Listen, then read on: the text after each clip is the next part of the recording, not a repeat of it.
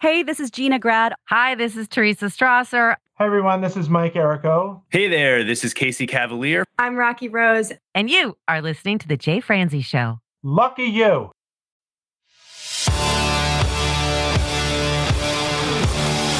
Welcome to The Jay Franze Show. A behind-the-curtain look at the entertainment industry with insights you can't pay for and stories you've never heard. Now, here's your host, Jay Franze.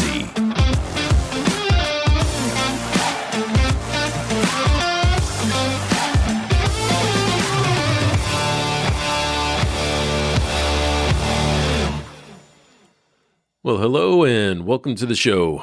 I am Jay Franze, and if you are new here, this is where we take a deep dive into the entertainment industry to provide you with valuable insights and entertaining stories. This week, we get to talk with a radio host and a chef to the stars. We get to talk with Matthew Gray. We'll talk to him about how he got his start on the road with bands like the Eagles, Pink Floyd, and Led Zeppelin, what it's like working with Hollywood's elites, and we'll take a deep dive into his time on the radio. Now, Matthew has an amazing history, and I can't wait to talk with him tonight. So if you'd like to join in, comment, or fire off any questions, please head over to jayfranze.com. Now let's get started. Matthew, sir, how are you? Aloha, Jay. Thanks for having me on tonight. I really appreciate it. It is my pleasure, sir. I cannot wait to talk to you about some of this stuff. Oh, yeah. I want to hear the stories as much as anybody else does tonight. We have a lot of ground to cover, don't we? On that note, why don't we just go ahead and jump in? How does a chef even get involved with celebrities, let alone going on the road with musical acts? Well, you see, that's the part of the story that's so interesting. I wasn't a chef when I went out on the road. I was just a kid in high school who was given the opportunity to go out with the Eagles on their Hotel California tour. My neighbors across the street said, "Hey, Matt, would you like to go on the road with the Eagles on the Hotel California tour in a merchandising capacity?" And I said, "Yeah, but I think I'll need to get permission from my parents." So I asked my folks if I could go, leave high school early to go on the road with the Eagles. And they said, "Yeah, sure, go have fun." And so that's how it all began. That's too funny. Yeah, just go on the road with the Eagles. No big deal. Yeah, no, for me, it was easy for them to deal with me like that. Now, my sister, who was 4 years older, they had her on lockdown. But for me, they treated me really liberally and, just like, do your life, have a good time, enjoy. So what was it like? Starting off with the Eagles on their Hotel California tour as a 17-year-old kid. That's what I'm saying. Yeah, it was like hitting the teenage jackpot. So it was all about the drug, sex, and rock and roll and making a lot of money and just enjoying that whole spirited nature of the rock and roll world and the music world and traveling and buddying up with a lot of very, very cool people during those years. Did they actually give you a role when you first went out? You said merchandising. Were you selling merch? Anything that was a licensed product. So we were selling licensed products like T-shirts and programs and hats and any sort of merch. Like I said, I had a lot of fun doing that. Got to learn a lot. I'd seen over 1,000 concerts in my day, and the whole musical experience started off early and then eventually became a chef by having gone to school in London and learning how to be a chef. And I ended up cooking for a lot of the people in Hollywood and the rock and roll world. So you went to a school in London. So did you do that with the goal to go on the road with these musical acts? No, I didn't know what I wanted to be when I grew up, when I was doing the rock and roll world. But after about 3-4 years on the road, I was a good 20, 21 years old. And I said, what am I going to do with the rest of my life? And I had always been a person who loved food. I grew up around food and loved communicating with it and enjoyed the communal experience about food. So I said to myself, maybe I should become a chef because I was always curious about it, and went to London and lived there for 4 years and went to school, went to the Cordon Bleu Academy and got my chef's degree, and then came back to Los Angeles and did the whole Hollywood thing with food as my kind of entree, so to speak, into the world of Hollywood. So you end up in Hollywood. So how do you end up being a celebrity chef? Back in the day, and that's my day, so that's a long, long time ago, people didn't know about agents unless they were for actors or writers, but there are also chef agents. And so someone tipped me off that those people exist. And so I contacted a handful of them, and someone took me on, and I asked them to get me some work with some of the people I had toured with previously with the rock and roll bands. And so sure enough, before long, I'm engaging with Pink Floyd and Supertramp and Robin Williams and Dan Aykroyd and on and on and on. The list is endless and tiresome, but it was an amazing experience getting to meet all these people, and they tell me I had a good time, so I'm going to believe them.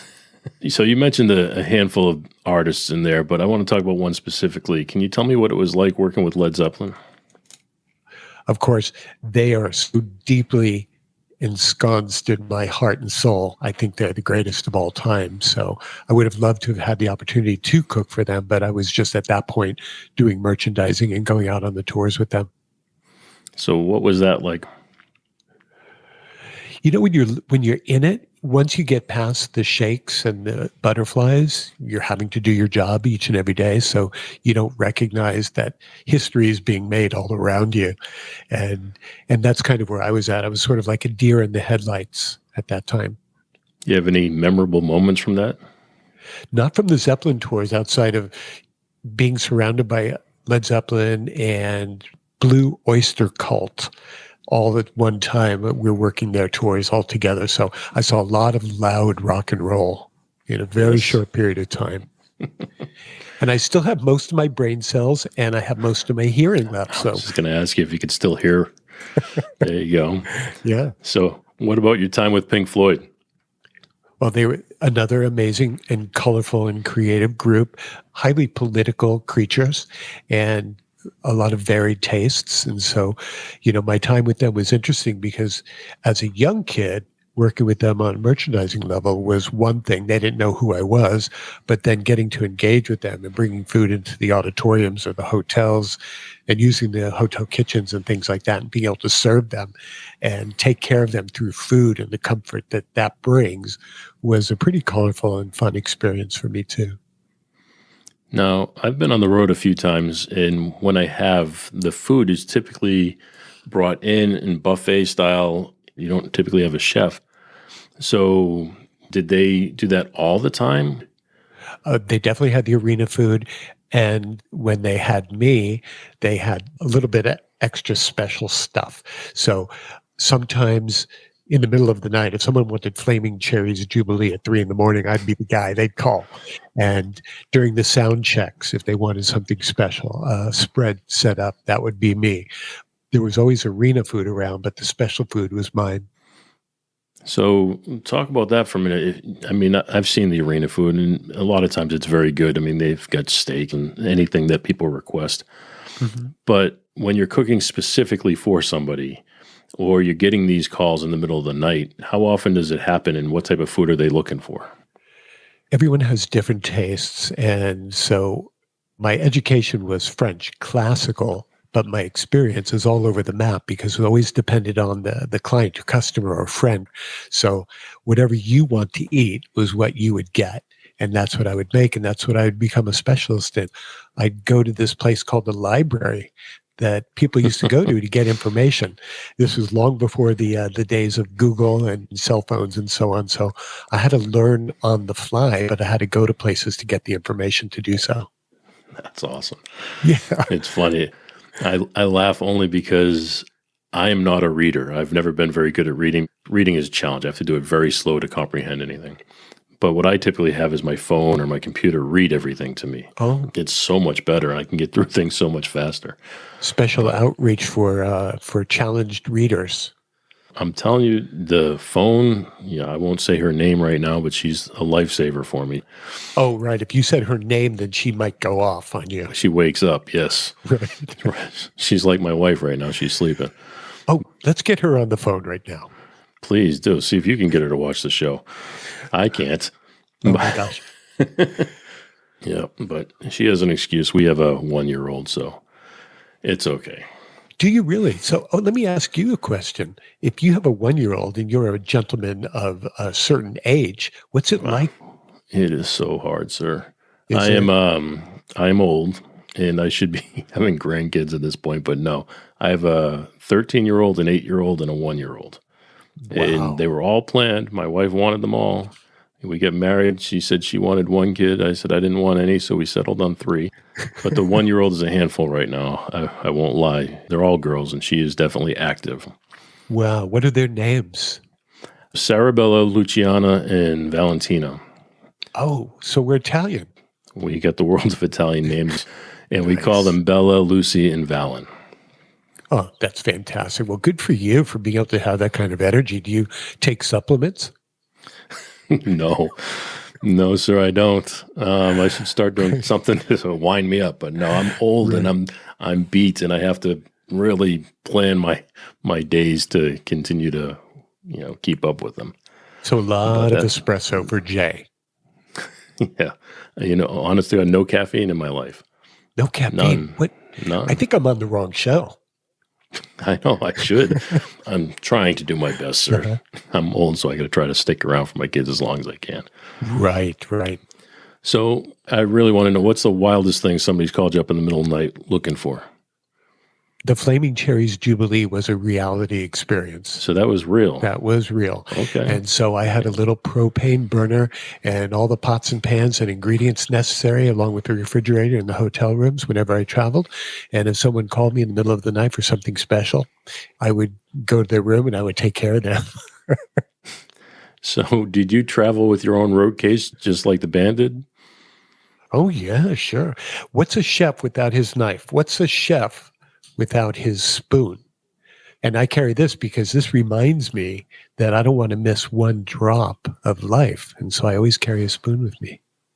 Nice. I like that. Yeah. So you traveled with your own tools and you went up. Can we ask who the celebrity was that requested that? It was Glenn Fry of the Eagles. Oh, really? Nice. Yeah. Very cool. And was it truly at 3 a.m? Yeah. The 3 a.m. hot Flaming Cherries Jubilee. And the funny thing about the flaming aspect of food is that it's done for theatrical value because it looks very cool. I almost set Robin Williams' house on fire by trying to flambe cognac in a pan on filet mignon, and I poured the cognac in the pan right in front of him. I'm trying to show off in front of Robin Williams, and it exploded, caught fire, singed my eyebrows, caught the drapes on fire behind me, set the house kind of ablaze. Cops and fire trucks and the whole bit came out. They did their thing. It was like I soiled myself, but I hung in there, and we got to finish the night after all that craziness was over and done with. And he was the coolest creature on earth, and I was not. But that was a memory. Now, was that the last time cooking for Robin Williams, or did it continue was, as a after matter that? of fact. I never put that together, but yeah. That is too funny. So you truly lit his house on fire. Well, yeah, it was unintentional. Right. But you say that, I'm thinking, okay, yeah, big flame went off when you did it or something. But no, you lit the curtains on fire. That's awesome. I did. It had to go past my face first. So I was truly burnt. So what was going through your mind when it happened? I was freaking out. It's like, I'm done. It's over. What's he going to do? Am I going to get sued? Am I going to jail? It's like all the things that you go through when shit's out of control. Absolutely. But like I said, he was the perfect gentleman and totally aware and together and gentle and the whole bit. It was just like, it was better now looking back at it as to the way everyone behaved, except myself, than the actual experience in the moment, which was out of control. He had you continue cooking after everybody left? Yeah. After everything was over and done, and we kind of carried on. It was kind of beautiful when you think about it, the way that you take a look at the way productions get made. It's like take 2, take 22, take 32. You just do it till you get it right. And that's kind of what we went through. Which stage of your career were you at that time? What was your age? 30-ish. 30. So young enough to still be nervous and scared. Oh yeah. I still will experience that today. And really, look at my face. My face is older than the faces you see on Cash. So that's funny. So you still get nervous when you go to cook for people today? I can handle most people and most situations pretty well, I feel very confident in certain areas of my life. And so that's one place where I'm totally at ease, and that is my lane, and I stick to it. So when you got to Hollywood, who else did you have the chance to work with? Tommy Lee from Motley Crue, Heather Locklear, his wife at the time. Please tell me about it. He was nothing like his public persona. So you'd look at him and you'd see the way that the press covered him, and that he was like a tough rocker and this and that. Turns out he's like the sweetest guy, friendliest person ever. Very, very loving, you could tell, to his wife, and fantastic to me, a total outsider, a nobody. But I was in his home and he welcomed me, and he was just a great, great guy. And this is when he and Heather Locklear were living together in the West San Fernando Valley of LA. Very nice. Yeah, I can't say enough really great things about most of the people I encountered in the rock and roll world and the Hollywood world. I always say that too. Yeah. I mean, I've worked with quite a bit of people, and most of them, 95% of them, are very nice and always down to earth. You get some occasional ones that are a little crazy, but what type of food was Tommy Lee into? I don't remember, to be honest with you. What are you I'm not talking remembering. I probably made, like sometimes if something doesn't stick with me, it was probably like a Matthews special. So it might have been scampi or salmon timbales or stuffed mushrooms with crab meat or stuffed and dipped strawberries or something along those lines during those days. I was doing a lot of that. Now you're making me hungry with scampi. Oh, yeah. That's great. So who else do you have a chance to work with? The producer of Top Gun, Flashdance, and Beverly Hills Cop. His name was Don Simpson, and I use the word was is because he's no longer with us. He passed way too soon, but he was probably Hollywood's biggest monster during those days, but he was also one of the wealthiest and most successful and most visionary filmmakers that ever lived.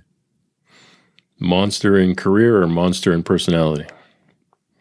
Personality, the way he treated people, the way he got things done, and the way he maybe didn't get things done at the same time. Really? Yeah. He was so what tough. was it like working in an environment like that? Very, very difficult. Probably the most difficult experience I've ever had on a personal or professional level. And how long did that go on for? It was about 1 year. Oh, really? I was like his in-house guy. I was either in his house preparing food or over at Paramount Studios taking care of stuff for him. So when you're doing this, is it more for them personally or is it for dinner parties? I mean, what kind of events are these? Well, I didn't live in, so most of the time it would be to pre-prepare foods or meals or take care of parties when they occurred, or to deliver food to the studio or whatever it would take related to food and soothing the savage beast that lives within. That's awesome. So if you're taking things to the studio, what have you run into behind the scenes that we wouldn't typically think about? Well, more importantly, I got to drive his Ferrari back and forth from the house to the studio. And that was pretty cool because when is a guy like me ever going to get a chance to sit at the wheel of a Ferrari? Right. That's awesome, especially in California. I mean, as long as you're not stuck in traffic, there's some really nice roads out there to drive on. Oh, yeah. So you show up at the studio in the Ferrari and you get let right on the set, I'm sure. Oh, sure. So who are you cooking the meals for? Don Simpson and Jerry Bruckheimer. Jerry Bruckheimer was his partner. Just the two of them? Time. Most of the time, it was the two of them and whoever their closest in-tight group was. So it's not for the actors at that time. It's more for them. Yeah, I wasn't doing what they call craft services, which is the catered food that is for the cast and crew. So I was cooking for the, the higher ups or the guys who make everything go. Right. It's not like the arena food. It's the specialty food. Yeah, kind of, so to speak. That would be precise. So what's the biggest lesson you've learned? To probably try to be an equalizer more than an instigator. Well, yeah, I think that's a good lesson in any part of life, right? Yeah. So you have to kind of keep it under control. And I learned that at an early age. I was relied upon even at in my teenage years to kind of bail people out of jail and to bribe cops when necessary and to do whatever it took to make sure my guys, my people, my group, my crew were all okay. So I was a little bit of an enforcer alongside being a chef. So was this happening when you were on the road with the musicians? Yes, it was. I can only imagine that they're getting themselves into some situations. They really were. I was breaking up bar fights when I was still, 17 and 18, 19 years old. It's like, I should not be here. I knew that. I was saying that to myself. Right. The crew probably gets in as much trouble as the band does when they're out on the road. Oh, yeah. There's so much that's going on. And like I said, when I said that I was the guy who bribed cops, I'm not kidding you. If the tour relies upon a certain special cog in the wheel and he's in jail, you got to do whatever it takes to get him out, to get him back on the road because the show has to go on, right? That's crazy. I love it. So you're doing this all at 17 years old. I started at 17. Well, all my buddies back home, they were still in high school and then maybe getting a job at McDonald's. And I was out on the road doing this kind of crazy constantly. And so, yeah, it's like a whole entire disconnect from my life and normal people. So your friends are home drawing the names of these bands on their notebooks and stuff, and you're out with these bands. Right. So that's going to be great for you. I mean, that's going to make you feel pretty good right there, is that you're getting to experience all this, especially at that age. I was honestly extremely wowed by the fact that my parents allowed me to leave high school to do that. It still blows my mind to think about that, how advanced they were in the liberal sense of the word to allow me to go do that and to experience life. And they didn't worry about me. They let me go out and play. They let me ride my bike. They let me go out on the road with the Eagles. So, yeah, it's pretty amazing. That's too fun. I think about it. I can't imagine that my parents would have let me do that. However, something inside me says, you know what? They might have. Because right after high school, I went away to college on a moment's notice. I mean, just at the last moment, my father's like, yeah, come on, we'll go get a plane ticket. You're off. He's just like, go, fly, be free.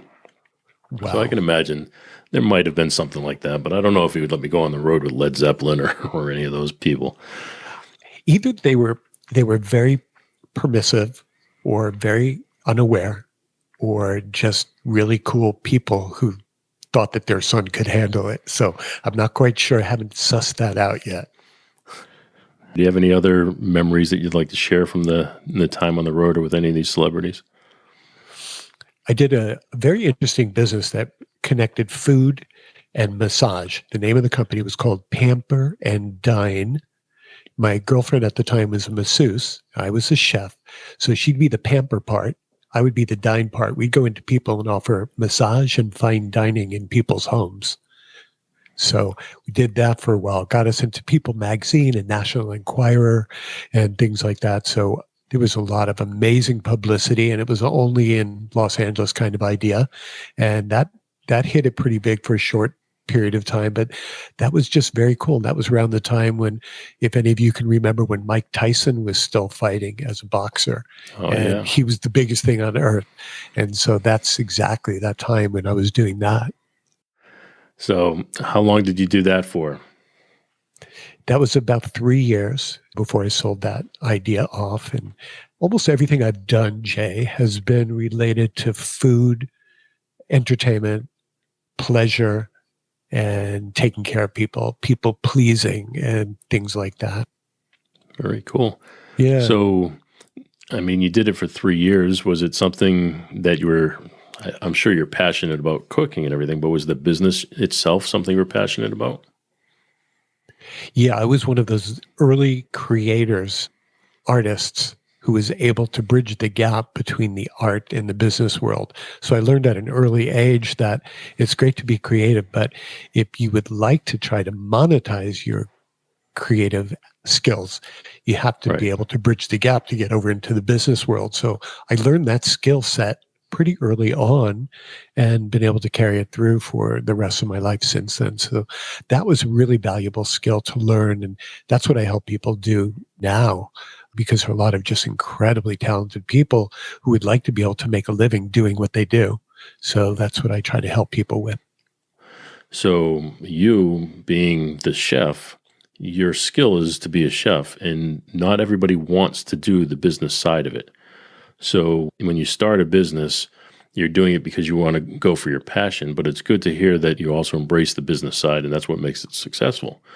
So when that came to an end, what was your next move from there?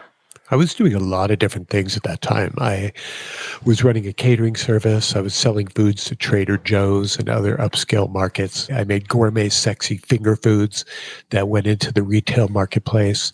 I had a company that was doing bartending services for Hollywood parties. I was just like all over the place. But when I look over my shoulder and connect dots, I can see that everything I did had to do with food, entertainment, taking care of people, all kind of works together in the entertainment kind of value.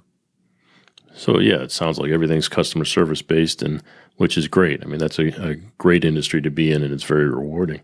Right. But it sounds like you also held on to the business side of it through your whole path as well, which is what I'm sure is what's making you successful. Yeah, it was not something that in the moment I never thought to myself, I'm going to go do massage and fine dining in people's homes so I can make money. And I never said, I'm going to do talk radio to make money. I never said to myself, selling to Trader Joe's is going to make me money. I just thought, this is what I want to do. And if you stick at your passion and you're good at it, the money will follow afterwards. So you have to put things in the correct order. I think that's how it works best. Well, yeah, you're right. I think if you follow your passion, and your passion's what's driving everything, it could be anything in your life, not necessarily a business, but if you're following your passion, that's what's going to give you the longevity. It's what's going to make you want to stick around and continue to do it. Right. It's just like you mentioned doing talk radio. If you're not talking about something you enjoy and something you're passionate about, you might be able to do it for a short period of time, but you're not going to have that passion to continue on. I mean, even shows like this, I wouldn't continue doing this week after week if I wasn't passionate about it. So, I mean, I love doing it, and it's not a money thing at all. I just love doing it. I love talking to people like you and hearing some of these stories, and it's enjoyable to me. So you mentioned your radio show, and that's something I wanted to take a deep dive into tonight. So can you tell me how that got started? My radio career actually started in the 80s. I did Matthew the Primetime Chef at a big Los Angeles underground station at that time. It was called K-Rock. And Matthew the Primetime Chef would go on the air. It would take phone calls from the listeners, and listeners were set up in advance to try to give us a compelling reason on the air why I should leave the radio station and go to their house and cook for them. And of course, there's that food thing and the entertainment thing coming together again. Right. So the compelling reasons were all over the map. I mean, there would be one night I would get compelling reasons from emergency room workers at a hospital. And they said, we're here saving lives and we're hungry. And that was compelling. So I went to the hospital or the location, wherever it was. I went to police stations in the middle of the precinct. I would cook in the back of a limousine. I would go to a young lady's house doing the laundry in the middle of the night. So there are a lot of compelling reasons over the years. And it was just fun because we'd then finish up my part of the show by telephone, because that's how you'd reconnect back to the radio. So you do it during the show. Yeah. Not after the show. I would leave right then and there. Yep. Once the compelling reason came in, they'd say, go. If you're doing that back in the 80s, really the only option you probably had was the telephone. That's it. We'd finish it up by phone. So yeah, the good old days. Who remembers rotary phones? I don't see remember anyone. picking them up and dragging them from room to room. Right. Remember, we used to schlep the long cord all over the house just to be able to get the phone. A little privacy. And you close the door on the cable, and that's your phone booth, whatever room you could get to or closet. Right, right. This is fascinating to me, is the path that takes you from one spot to another. But I'm thinking of you being like on the radio. Right. So you had to have a tech person there who could take over the controls at the radio station when it came time for you to dart out. Right. I mean, K-Rock was a big station, even though I used the word underground to describe them. They had their stuff together. They had engineers, they had techies, and they also had the other hosts or the co-hosts of the show while I was out and about having fun driving all over the LA freeways and then cooking for people in the middle of the night. Are you talking on the way there? I mean, is it en route? Are you still doing the show? Yeah, I had one of those old brick cell phones or mobile phones that I would play with while I was en route. Once we got there, we used the person's landline at the house or the precinct or the hospital or wherever I was in the middle of remember the old gas stations that had the little cubicle for the cashier? Not sure. Well, they had these little cubicles where the cashier was in the middle of the night. If you needed to pay for gas, the person behind so they're bulletproof protected. gas. Yeah. Right. So I even went into one of those and cooked one night. And so the cool thing about those back in the day is that they would announce where I was going. And so it would draw crowds because, you're talking about a fairly sizable listening audience at that time.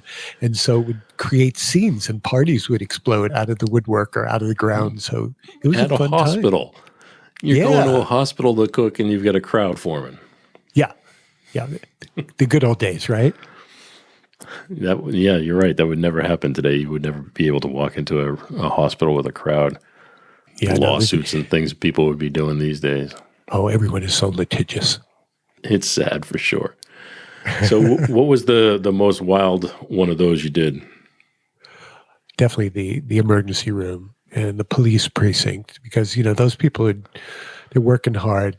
They're taking care of us from one side or another. And that meant a lot to me to be able to help them out, to return the goody goods and make people feel good through the food.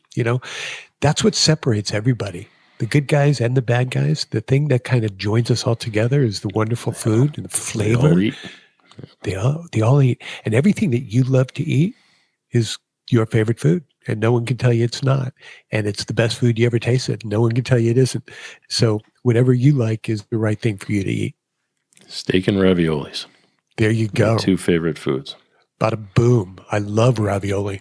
Although I don't eat it anymore, but I do love it. I laugh because I'm obviously, with the names I told you earlier, I'm Italian, and I come from a very Italian family that just came fresh off the boat in New York. Although I was born and raised in Boston, my family's from New York. My grandparents, they were all there. But they would cook the sauce and from scratch, and they would cook the pasta from scratch, and everything was just great. And I never realized how great it was. And I always say this, I never realized how great the food in Boston was till I moved.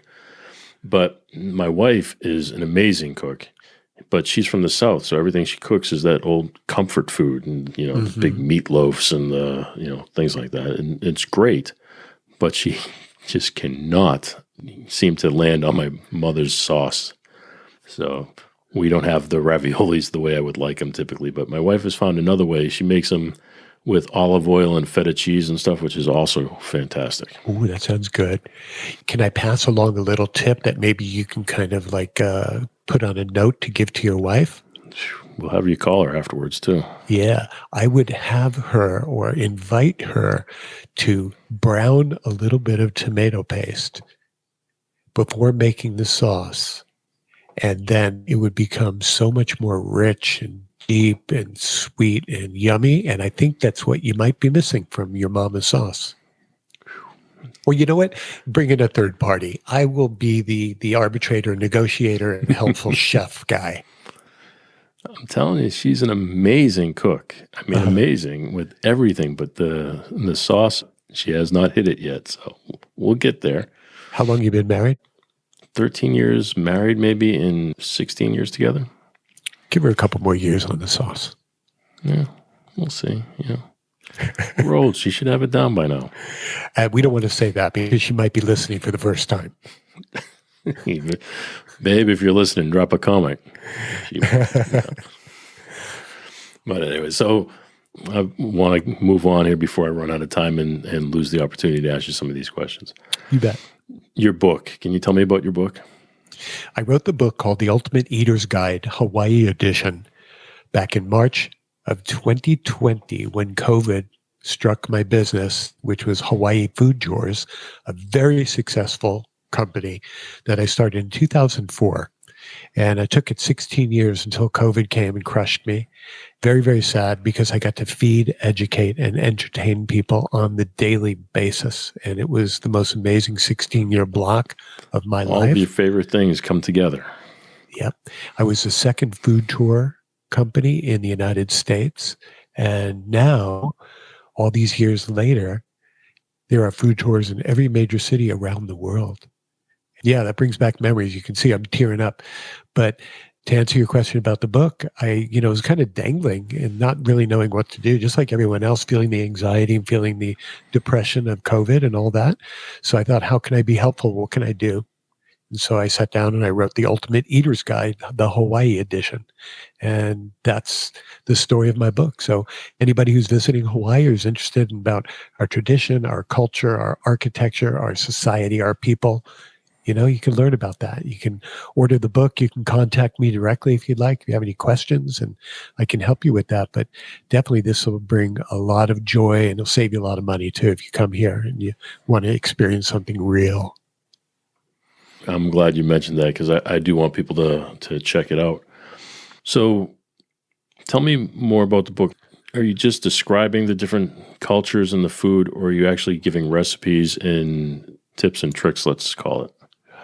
Yeah, I like to call them tips and hacks. And so I put in a map, and I think there are recipes in there, and definitely there are guides and critique and information about food and culture and what to do, what not to do when you come here and things like that. So it's way beyond a typical kind of guidebook, and it's more centralized and focused on enjoyment and people and authenticity. And so I'm real proud of it. And it's been doing pretty well. And I released it on Valentine's Day, which was very symbolic for me. And so I wanted to be able to feed the world a little bit and do it on a really special day. And so it's something that if someone is planning a visit here, it's definitely a worthwhile thing to pick up for yourself. It'll help you out a lot. The things you should do and things you shouldn't do. So give me an example of something you shouldn't do.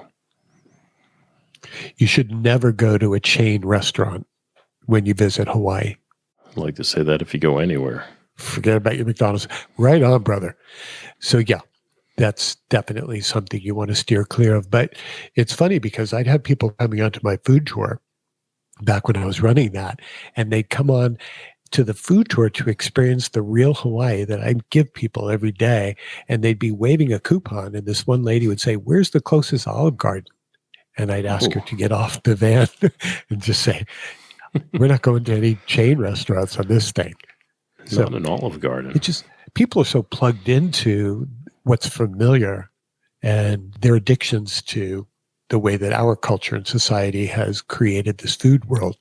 And I was all about kind of like fighting back and showing people the local stuff, locally sourced, and things that are incredible and things that are flavorful. And just the people are so special here too. I mean, I tell my wife too, because being from the North, Boston and New York, they have the best, say, pizza. Pizza is just an amazing food up there. And it's not the same anywhere else we go. And my wife will say, "Oh, let's get Domino's tonight," or "Let's get something like that." And I don't mind. I got nothing against getting a pizza like that. But I don't necessarily call it a real pizza. It serves its purpose, and that's it. It's not something that you're going to get and be excited about. And it's the same thing with Olive Garden. I mean, being an Italian, I love Italian food, and Olive Garden's not bad for what it is, but it's not what I want to hit up when I go to Hawaii. Yeah, it's probably a good thing. And now, especially in the post-COVID world, you probably would be better off not supporting the big corporate chains and supporting the little guys who are in danger.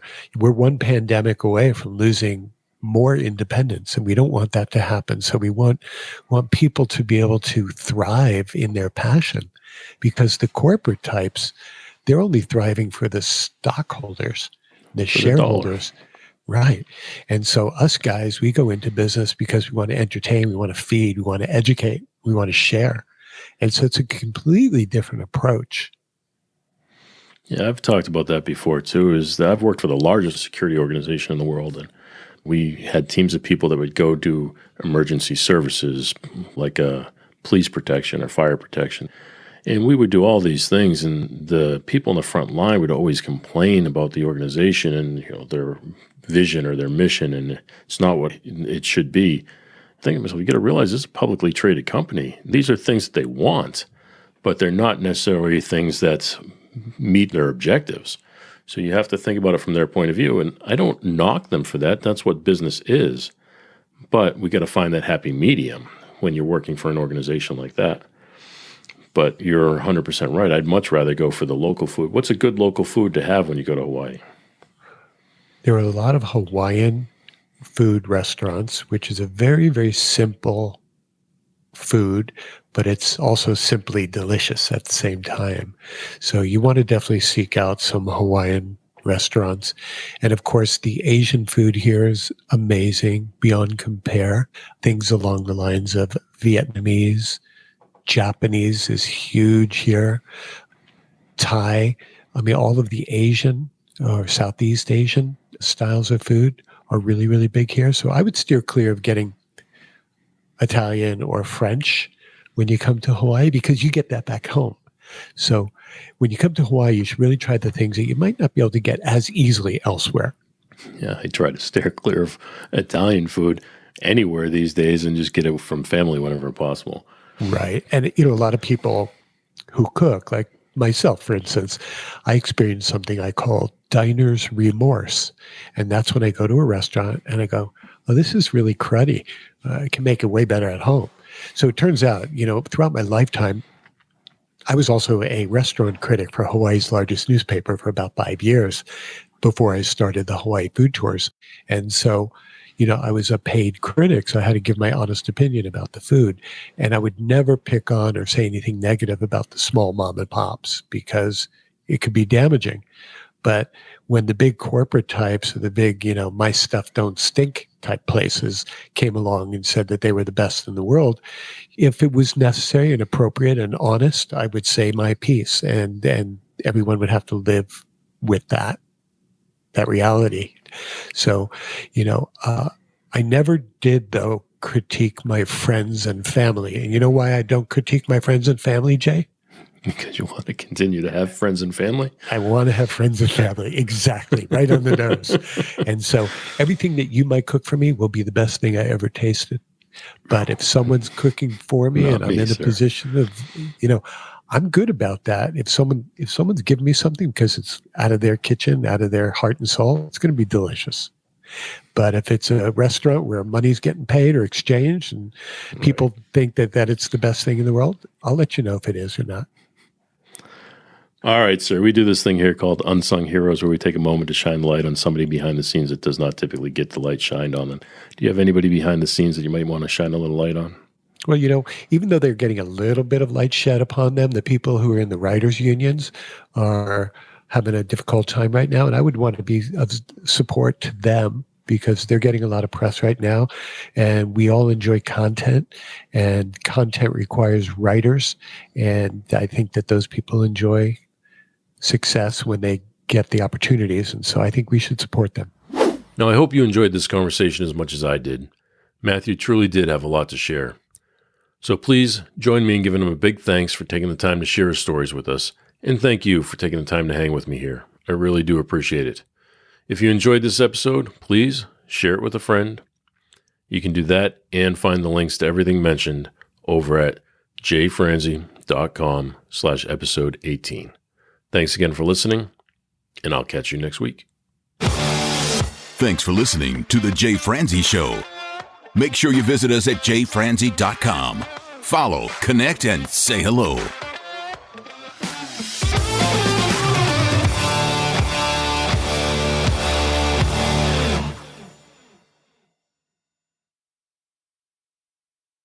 This episode has been brought to you by VR Knives, your source for 100% custom knives made by a true rock star. So, if you're in the market for a new piece of art, reach out to VR Knives. 407-421-5528. 407-421-5528.